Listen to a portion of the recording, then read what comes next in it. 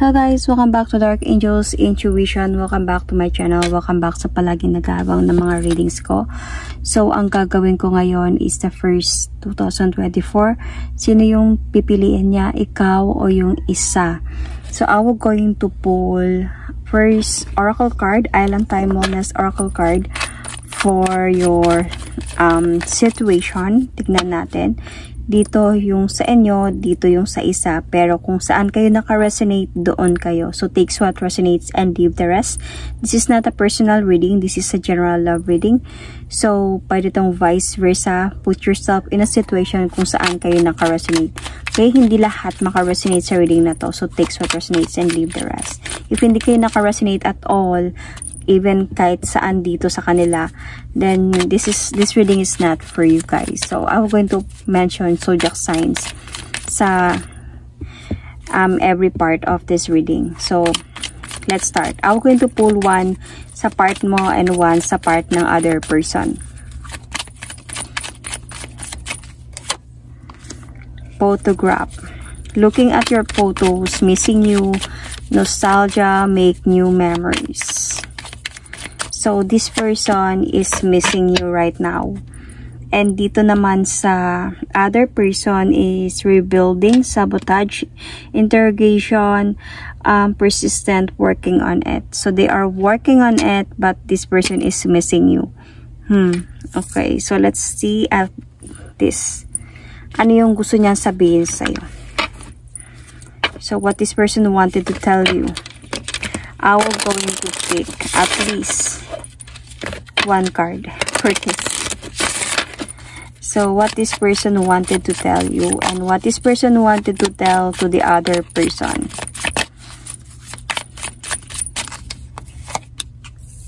I know I was a distraction from your pain. Okay, so let's see. On your part, I mean on the other person's part. I feel you leaving me behind. That's why he is working on it. Oh, okay. So, the last oracle card, a love message oracle card. So, let's see.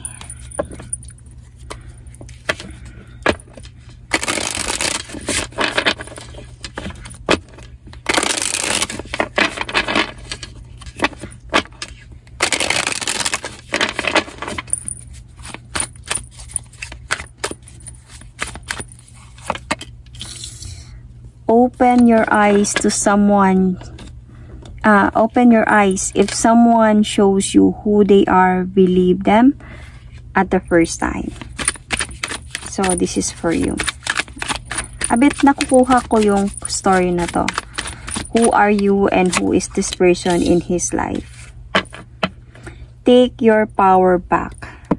You are giving someone control over how you feel. Your happiness should only depend on you. So, I really get it. If who are you in this reading and who is this person in this reading? Okay, so let's see. Let's start with the tarot card. Okay, what is your situation?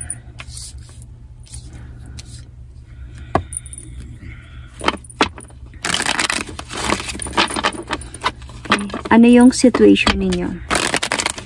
Feeling ko kasi sa ano na to, sa oracle cards na to, ikaw yung, ito yung may karapatan. And then, ito yung iniwan. Ito yung inayos. Pero, namimiss to. And, ito natakot siya na iwan siya. Kaya inayos niya.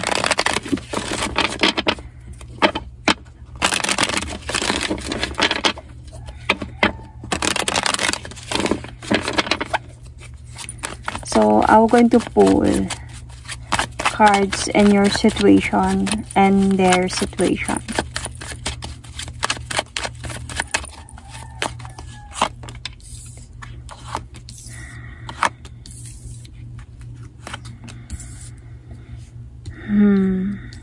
Okay. Pull muna ako ng sa kanila.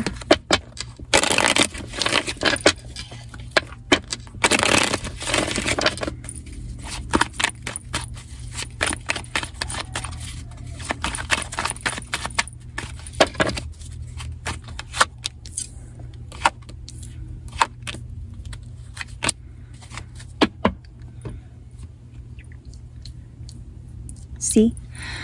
So,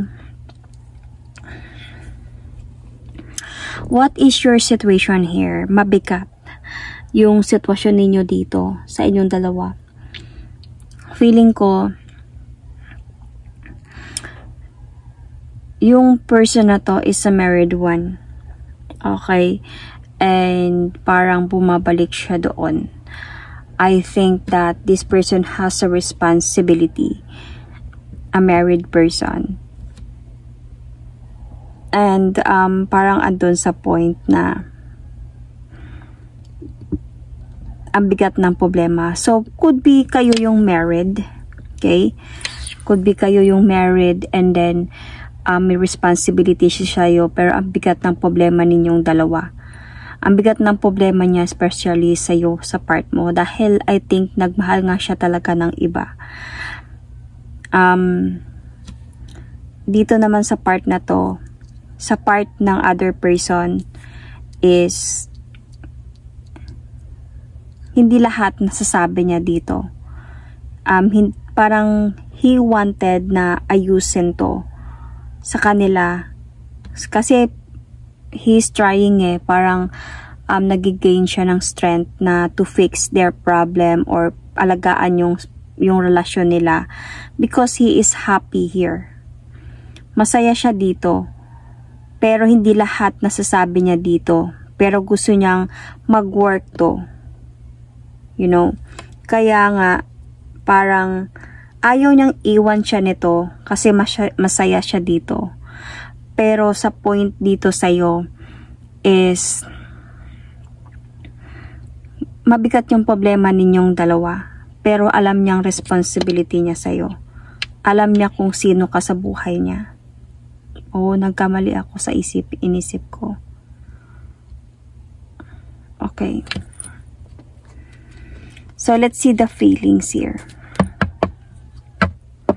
Ano yung feeling ng person na to para sa'yo?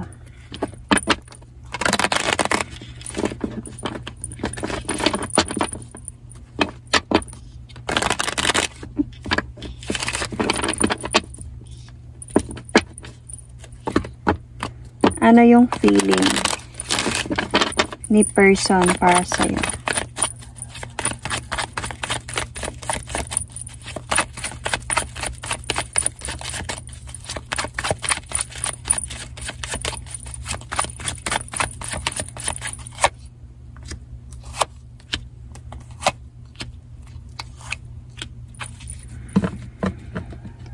Hindi na kayo nag-uusap ng taong ito. Hindi kayo nag-uusap ngayon. I think he gave you silent treatment. Anyway guys, you might be dealing with Capricorn, Taurus sign, Virgo sign, Libra, Gemini, Aquarius, or Aquarius sign is here. Capricorn, Leo sign, Taurus sign, Leo sign as I said. So, nakikita ko dito, or Libra sign. So, nakikita ko kasi dito, parang andun sa point na yung nararamdaman niya dito is he wanted to offer new beginning to somebody else because I can see here that parang andun siya sa point that he wanted to decide na to end the cycle and to have changes in his life or her life. Kaya hindi kanya kinakausap dito because he or she is in a soul searching right now. Nag-iisip siya ng right path sa buhay niya. Parang naghahanap siya ng clarity kung anong decision ang gagawin niya. But this person really did walk away calmly in the situation kasi nga, ang bigat na ng problema ninyong dalawa. Parang andun nga siya sa point na iiwas mo na siya para walang gulo. But meron naman siyang feeling na gusto niyang ayusin yung sa inyo. But the thing here is, sa sobrang bigat ng problema, umiwas siya. Hindi siya nagparamdam sa'yo. And yung feeling niya dito, parang gusto ko naman ayusin yung sa atin, pero pwedeng gusto ko muna magpahinga, gusto ko muna mag-isa at mag-isip ng maayos kasi ayoko yung magulo. Parang ganun. So, definitely in this part, sa situation ninyo, hindi siya nagiging masaya. Okay? And parang andun siya sa point na umalis siya ng kalmado para maging kalmado ng lahat dahil he knows or she knows that he or she is a distraction from your pain. So, nasasaktan ka dito. And I think, dahil sa nasasaktan ka dito, nagrereklamo ka, inaaway mo, nagiging magulo kayo, nagiging mabigat to para sa kanya. Okay, so, ano yung feeling niya? Parang he wanted to have a peaceful situation. Tumahimik na lang muna lahat. And nandun kasi siya sa point, natatrap na din kasi siya sa situation between you and the other person here. Pero kayo yung matagal na. Kayo yung married could be kasi the marriage card is nasa part mo. So, ano yung feeling niya dito sa other person?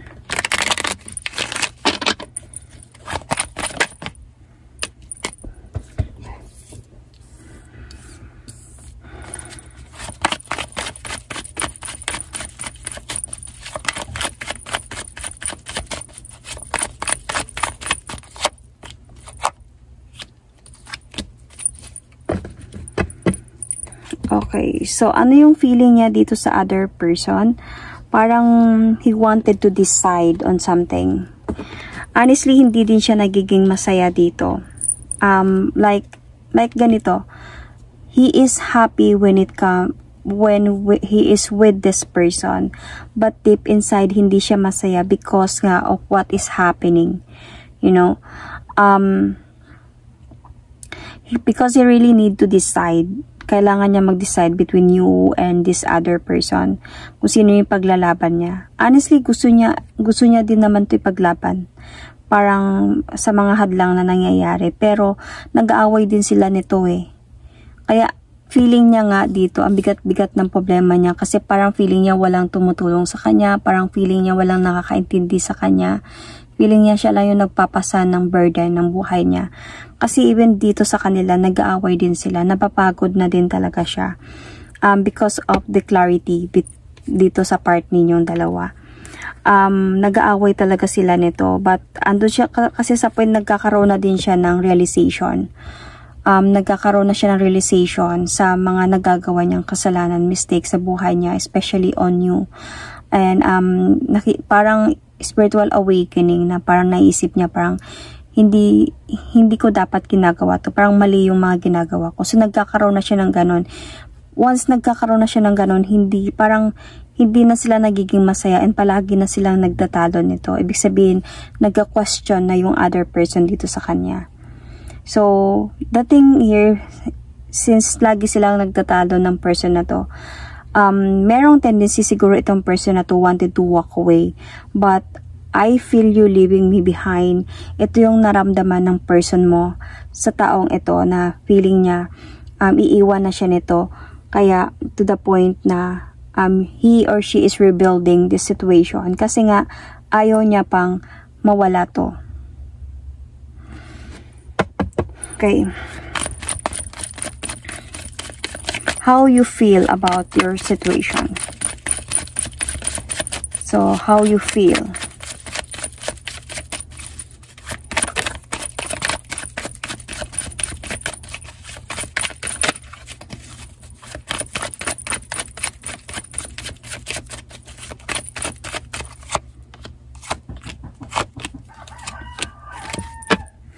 So, how you feel about this? Ang gulo. Feeling mo magulo talaga kayo.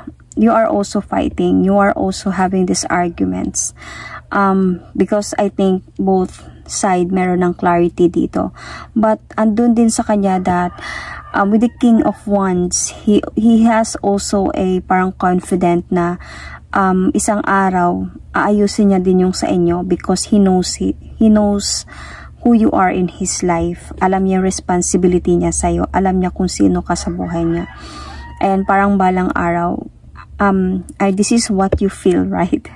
This is what you feel towards the situation, towards him. Parang feeling mo, wala siyang pakialam.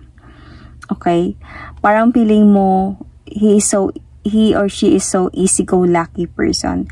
Parang feeling mo dito, parang sobrang go with the flow lang siya, na parang ano lang siya, ishi-washi lang siya sa mga nangyayari, na parang he don't care about things.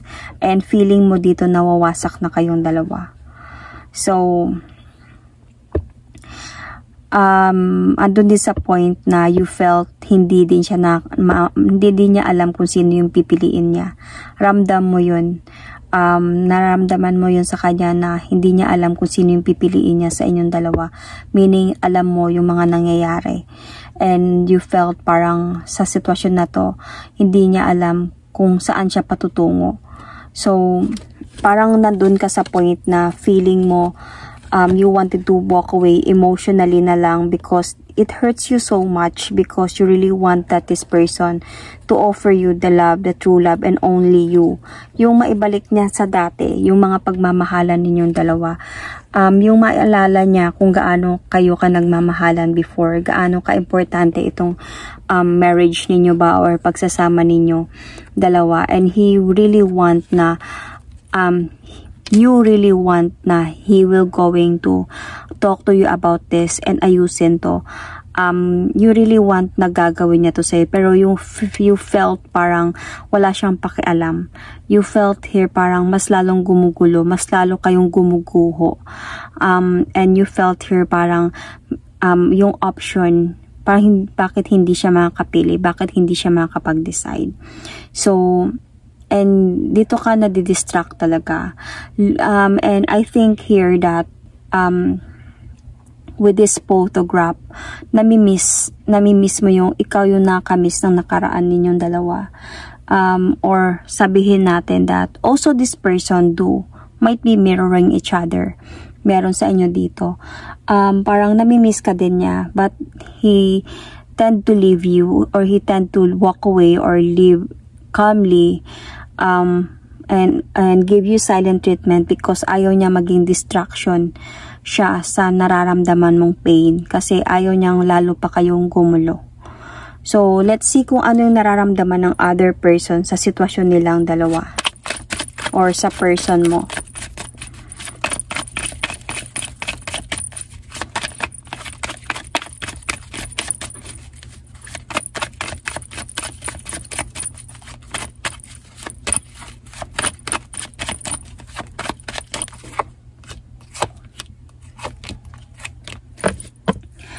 Okay, so yung nararamdaman niya din dito sa sitwasyon nila or sa person mo is parang willing din yung person mo na to move forward towards her or him. Bakit? Kasi inaayos ng person mo eh. Nandito, I feel you leaving me behind, kaya he is rebuilding or she is rebuilding the situation, the relationship. So parang andun sa point na working on it, inaayos. But the feeling of having this sabotage sa other person na to, andun siya sa point na this person still wanted to move forward towards her and wanted to fix the problem. Feeling ng other person na to, nagmamahalan talaga sila. Because hindi siya iniiwan ng person na to kahit ganun na yung nangyayari sa kanila. So feeling ng person na to that this person so wanted to take the leap of faith towards a new beginning with them. And nagmamahalan silang dalawa. It's just that meron din siyang feeling of parang sabotage, you know, parang he's lying, or hindi lahat parang yun yung nararamdaman niya. Sometimes she or he also felt na imbalance sa situation. Parang there is something na kahit ganito yung nararamdaman niya, parang hindi enough, parang hindi complete, hindi siya contented sa kung ano man yung nararamdaman niya, because parang feeling niya hindi pa lahat katotohanan ang nakikita niya. Feeling niya meron pa din cheating ang nangyayari. And I think that feeling niya kayo ay naayos niya din. So parang feeling niya dito is ng other person na to na inaayos niya yung sa kanila, and feeling niya din na naayos yung sa inyo. So parang andun siya sa point na nasasabotahe siya sa sitwasyon. Parang minsan hindi niya din alam kung ginagamit lang ba siya, or hindi niya din alam kung seryoso ba talaga sa kanya, o nandyan lang itong person na to sa kanya dahil wala ka, or nandyan lang yung itong person na to dahil magulo kayo. Ganon yung minsan na iniisip ng other person na to sa sitwasyon nilang dalawa, pero ramdam niya yung pagmamahalan nila. Okay, so ano yung kailangan mong malaman about your connection, and this will be the outcome. This could be the outcome. Ano yung kailangan mong malaman sa sitwasyon na to? Ano yung mga pwedeng mangyari?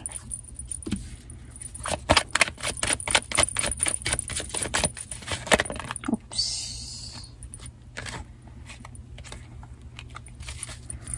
Let's get this.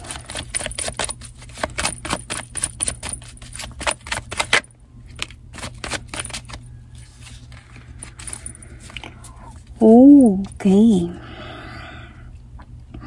So, I can see sa mga pwede mong, ano yung pwede mong malaman, ano yung kailangan mong malaman sa sitwasyon ninyong dalawa ng person na to is like, hindi ka na, mag-gather ka talaga ng information dito, the truth.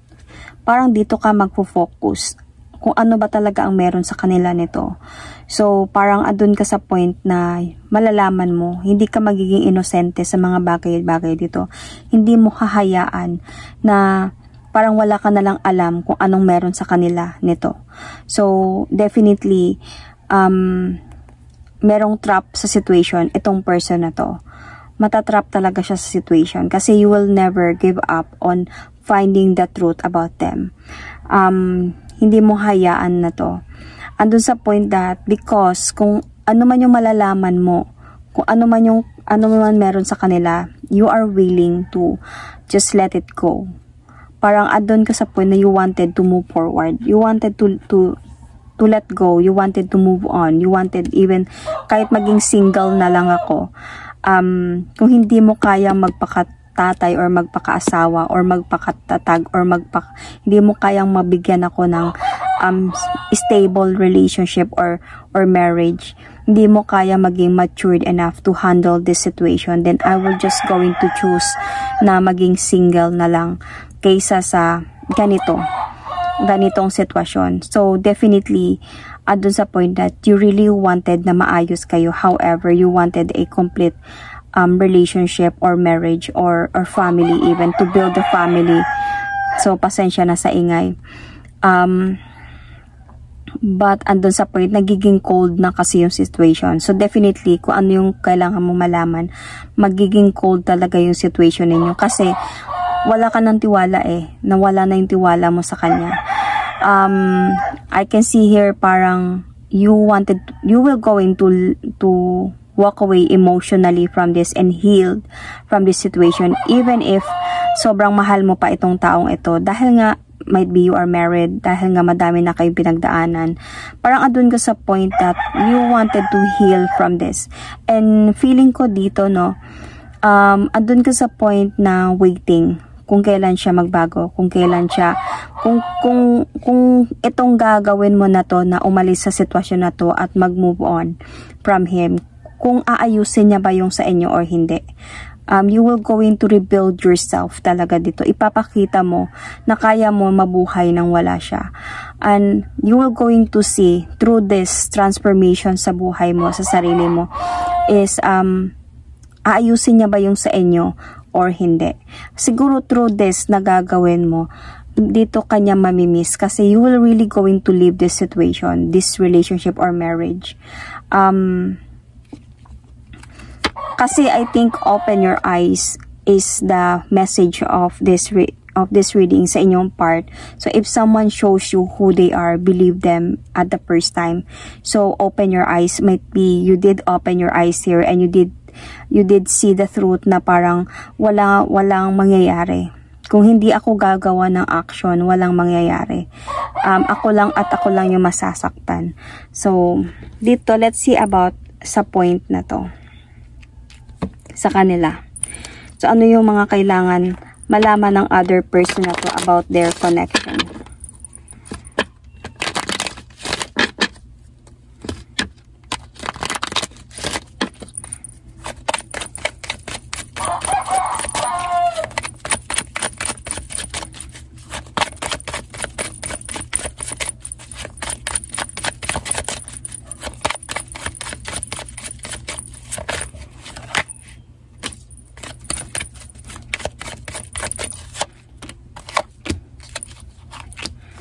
Oops.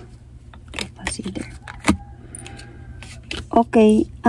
Disappointments ang magkakaroon dito sa kanila, sa part nila. I can see a disappointments here. And separation. Nakita ko unexpectedly to sa part ng other person na to. Hindi niya expect na ganito yung mangyayari. Magkakaroon talaga ng disappointments. Kasi, parang bumagsak to, sumabay siya dito. Parang andun sa point kasi, nagpaplano itong person na to na ayusin niya yung marriage niya and that is with you. So, unexpectedly to para sa kanya that she or he thought na inaayos niya to. Kasi parang feeling ko sa sitwasyon na to, siguro nasabi sa kanya ng person mo na wag ka munang mawala, ayoko mawala ka, masaya ko kasama ka, something like that mahal niya. Kaya nga dito sa feeling niya, 'di ba? Nagmamahalan talaga sila na feeling niya your person will going to move forward towards her, na siya yung pipiliin. Inaayos pero meron pa din siyang something feeling of sabotage, na feeling of hindi siya kontento, feeling of there's still something wrong. Pero nag-expect siya na nagmamahalan talaga sila. So, unexpectedly to na kung ano yung kailangan niyang malaman about this connection is magkakaroon talaga ng separation sa kanila because of disappointments. So, parang magpaplano itong person to, magkakaroon sa kanya ng realization, spiritual awakening na hindi tama yung mga ginagawa ko na to kasi mamimiss ka na niya. With this photograph, mamimiss ka na niya. So, andun sa point na itong person na to, he will going to try to do the effort to come back to you and planning to come back to you. So, mag-cheat siya dito sa person na to. And, kasi, hindi pa din nawala yung pagmamahal niya sa'yo, see? He will going to love, reminisce you. So, mamimiss ka niya and ito na yung nasa oracle card. So, matatrap talaga yung person mo dito and mag-iisip siya dito ng deeply, mag-iisip siya ng decision until sa point na gusto niya muna talaga, until dadating sa point na magpapahinga siya. Dahil may stress na siya sa situation na to. And yun doon na sa point na dahan-dahan na mawawala yung spark niya dito sa person na to. And babalik na to sa'yo. And parang ganun. Pero kasi mababalik talaga to sa'yo. Dahil alam niya madami na kayong pinagdaanan. Lalo na sa point na gumib up ka na sa kanya at wala na kayong connection. Na magiging cold na yung connection na niya. Mamimiss ka talaga nito. So if you, this is the message here. Okay? Sorry about that. So this is the message and advice for your sins. This reading is for you and not for the other person. Is kung ano yung mga nakita ko dito na parang ano yung kailangan mong malaman, do it. Okay? Huwag kang matakot na aalis ka at hindi ka na niya hahabulin pa. Do it to let this person, to prove na prove mo sa taong ito na kaya mo, na wala siya. Kaya mong mabuhay nang wala siya. And of course, this is already the start sa buhay mo na you will going to rebuild yourself. Not just because of para makita ng taong ito. Para na din sa sarili mo. Kasi you have opened your eyes sa mga nangyayari. So parang sobrang focus mo dito sa sitwasyon na to. Siguro nakalimutan mo na din bigyan ng pansin yung sarili mo. So parang isa na din tong way na maging magkaroon kayo ng bonding ng sarili mo. Okay, to prioritize yourself this time. So do it and make yourself busy with your friends, with your family, with yourself, with your work, how to be stable person, how to reach your goals, and really don't connect to this person. Kasi if you keep on connecting, you keep on mag-aaway kayo at walang mangyayari lalo siyang magpupush dito kasi dito siya naghahanap ng comfort. So, dito siya nagiging masaya, though hindi siya totally masaya, pero pinapasaya siya nito because alam nito yung about sa'yo. So, if you were going to do this, definitely, ito yung mga mangyayari. Babalik siya sa'yo kasi mamimiss ka niya. And he knows who you are in his or her life dahil ang dami nyo na din pinagdaanan ng taong ito. So, definitely, in this part, okay, hindi ko din siya masisisi. Sabi nga dito sa part niya, the oracle card says, yung message para sa other person is take your power back. You are giving someone control over how you feel. Your happiness should only depend on you. So, pinabibigyan niya talaga tong person mo sa kanila kasi gusto niyang makuha to gusto niyang makuha itong sitwasyon na to, itong relasyon na to. Gusto niyang siya yung manalo, gusto niyang sila yung magkatuluyan, kaya he is or she or he is giving control. Parang he is giving this person control over how this person's happiness is. Parang kahit hindi siya masaya, okay lang siya. Masaya na din siya basta masaya yung person niya. Kung ano man yung gustong gawin ng person niya, kung ano man yung sasabihin ng person niya, okay lang siya dahil mas gusto niya maging masaya yung person niya dito sa sitwasyon nila dahil gusto niya magstay yung person niya. So parang person mo so parang andun sa point na hindi na nagdedepende sa kanya yung happiness. Kung parang feeling ko dito, trap din yung person na to dahil konting reklamo niya, konting away nila, parang nag-iiba agad yung hangin sa person mo and parang nakakaramdam itong other person na to na bumabalik siya sa'yo or na namimiss ka niya or gusto niyang ayusin yung sa inyo. Kaya parang binibigyan niya ng control, parang yung remote control binibigay niya sa person mo para siya na lang bahala kung saan siya masaya, kung masaya siya sa sitwasyon, kung ano man yung ginagawa nila, basta masaya siya dito sa kanya, masaya na din siya. And ito yung sinasabi ng oracle card na take your power back. Ito yung sinasabi niya sa other person na to. Okay? Kasi sobrang binibigay na niya yung control over how, parang hindi na ito yung nararamdaman niya pero umu-okay lang siya dahil gusto niyang magstay itong person na to. So, take your power back. Okay, yun. So, I can see here, at the end of time, ang pipiliin ng person mo dito is ikaw pa din. Pero, in the near future, nakadepende yan sa'yo if tatanggapin mo pa din siya. If aayusin nyo pa din yun. Kasi, nakita ko dito sa part mo is aalis ka talaga. Okay, you are going to give this person a lesson. And nakikita ko din sa part nila is aalis din siya dito para ayusin yung sa inyo. So, in the future, nakadepende yan sa inyo kung aayusin pa ninyo yung marriage or pagsasama ninyo or your relationship ninyo. Or okay ka na naka-move on ka na. So, you can comment down below if naka-resonate kayo sa reading na to. And if okay na kayo nang wala siya or gusto nyo pang ayusin yung sa inyo. So, you might be dealing here with an Aries sign, Capricorn, you might be Pisces sign. You might also be an Libra sign. So, meron you or your person, okay? Aries, Sagittarius, Leo is also here. Sun, Moon, Rising, Venus, Capricorn, Virgo, Taurus, Sun, Moon, Rising, Venus, and Aquarius sign I can see here as well. So, might be from the other person part, okay? If you know that person. So, I can see also here Leo sign from the other person part. I can also see here a Pisces sign from the other person part. So, Sun, Moon, Rising, Venus, or just comment down below if you know that other person. So, Libra, Gemini, Aquarius, Pisces sign also sa part mo, Sun, Moon, Rising, Venus, or Taurus sign, not not Pisces. So, could be Pisces. I mentioned Pisces. So, I saw Taurus sign. Yeah, Pisces as well. Yeah, nandito si Pisces. Anyway, so that is my reading for you guys. Thank you and God bless.